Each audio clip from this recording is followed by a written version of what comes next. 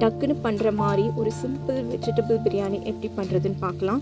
ஒரு பாத்திரத்தில் எண்ணெயும் கீயும் சூடு பண்ணிவிட்டு வெங்காயம் நீல வாக்கில் போட்டு இங்கே காமிச்சிருக்கிற கரம் மசாலா 2 பச்சை மிளகாய் போட்டு நல்லா வதக்கி விட்டுருங்க. பாஸ்மதி ரைஸ் வந்து ஒரு அரை மணி நேரம் ஊற வச்சுக்கலாம். ஸோ வெங்காயம் இந்த அளவு வதங்கின பிறகு இஞ்சி பூண்டு பேஸ்ட் போட்டுக்கலாம். அதுக்கப்புறம் தக்காளி போட்டு நல்லா வதக்கி விட்டுக்கலாம். கொஞ்சம் உப்பு போட்டுக்கலாம் வதங்குறதுக்கு. அதுக்கு மேலே வேக வைக்கிறதுக்கு ஒரு 1/2 கப் தண்ணி ஊற்றிக்கலாம். ஸோ எல்லாம் வெந்துடும். மசாலா போட்டுக்கலாம். மிளகாத்தூளும் கரம் மசாலாவும் எடுத்திருக்கேன். உங்களுக்கு எவ்வளோ காரம் வேணுமோ அவ்வளோ மிளகாத்தூள் யூஸ் பண்ணிக்கோங்க. கரம் மசாலா 1 ஸ்பூன் போட்டுக்கலாம். நான் 2 ஸ்பூன் மிளகாத்தூள் 1 ஸ்பூன் கரம் மசாலா போட்டிருக்கேன். வேக வச்சுட்டு என்ன காய்கறி வேணுமோ என்ன காய்கறி வேணாலும் நீங்கள் யூஸ் பண்ணிக்கலாம். நான் இங்கே கேபேஜ், உருளைக்கிழங்கு, பட்டாணி, கேரட் யூஸ் பண்ணியிருக்கேன்.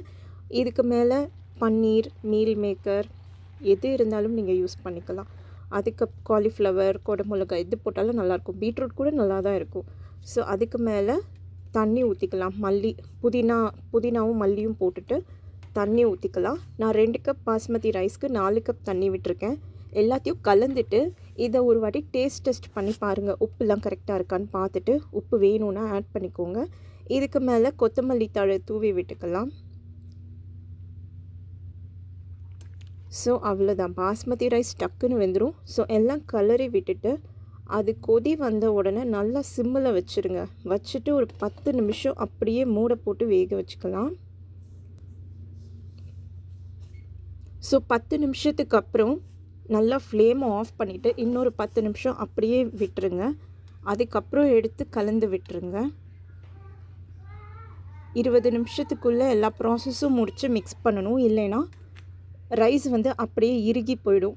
ஸோ கண்டிப்பாக 20 மினிட்ஸில் ஒரு வாட்டி கிளறிட்டு அப்புறமா வைங்க. ஸோ கிளறின பிறகு நம்மளோட ரொம்ப யம்மியான வெஜிடபிள் பிரியாணி ரெடி ஆயிடுச்சு.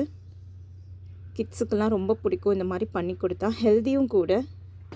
நம்ம ஹெல்த்தியான வெஜிடபிள்ஸ் இதில் இன்க்ளூட் பண்ணிக்கலாம், ப்ரோட்டீன் ரிச்சாக பார்த்து.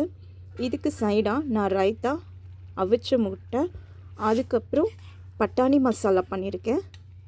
இதுதான் lunch. Happy cooking and healthy eating.